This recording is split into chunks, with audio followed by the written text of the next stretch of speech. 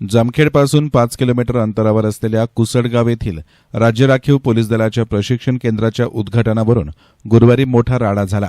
या केंद्राच्या चारही बाजूच्या रस्त्याला पोलिसांनी बॅरिकेड लावून रस्ता अडवला होता। पोलिसांनी कार्यकर्त्यांना अडवल्यामुळे गृहमंत्री देवेंद्र फडणवीस आणि आमदार राम शिंदे यांच्या विरोधात जोरदार घोषणा देण्यात आल्या। पोलिसांचे कडे तोडून प्रशिक्षण केंद्राच्या प्रवेशद्वारावर सर्वांना अडवण्यात आलं। आमदार रोहित पवार येताच जोरदार घोषणाबाजी होऊन प्रवेशद्वारासमोर पोलिसांनी कडे केले होते। 2 तासानंतर प्रवेशद्वाराला रिबीन लावून पत्रकारांच्या हस्ते उद्घाटन करण्यात आले।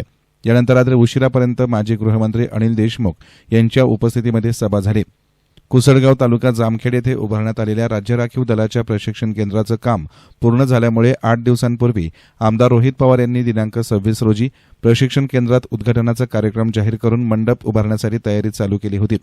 सदर प्रशिक्षण केंद्राचं काम अद्याप पूर्ण झालं नसून पूर्णत्वाचा दाखला नाही म्हणून उद्घाटनास परवानगी नाकारण्यात वरिष्ठ पातळीवरून प्रयत्न झाले। तर आमदार रोहित पवार यांनी सदर केंद्राचं उद्घाटन करण्यासाठी प्रशिक्षण केंद्राच्या बाहेर मंडप उभारण्यात आला।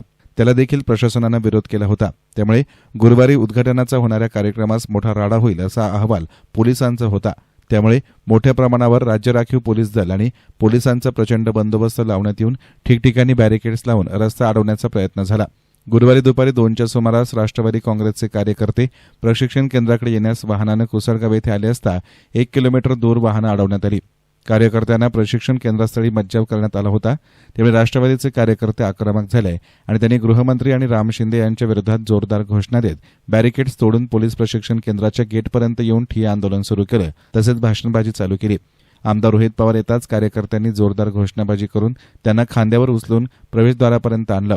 पोलिसांचे कडे आणि प्रवेशद्वाराला वाहने अडवू लावल्यामुळे प्रशिक्षण केंद्रामध्ये जाता आलं नाही। सुमारे 2-2.5 तासानंतर आमदार पवारांनी पोलीस प्रशिक्षण केंद्राच्या प्रवेशद्वाराला रिबीन लावून पत्रकारांच्या हस्ते उद्घाटन करण्याचा निर्णय जाहीर केला। जामखेड पत्रकार संघाचे अध्यक्ष तसेच S9 न्यूजचे प्रतिनिधी नासिर पठाण यांना नागरिकांनी उचलून घेऊन प्रशिक्षण केंद्राची फीत कापून उद्घाटन केलं। उद्घाटन झाल्याचं आमदार रोहित पवार यांनी यावेळी जाहीर केलं। S9 मीडियासाठी प्रतिनिधी नासिर पठाणसह अशोक निमोणकर, जामखेड।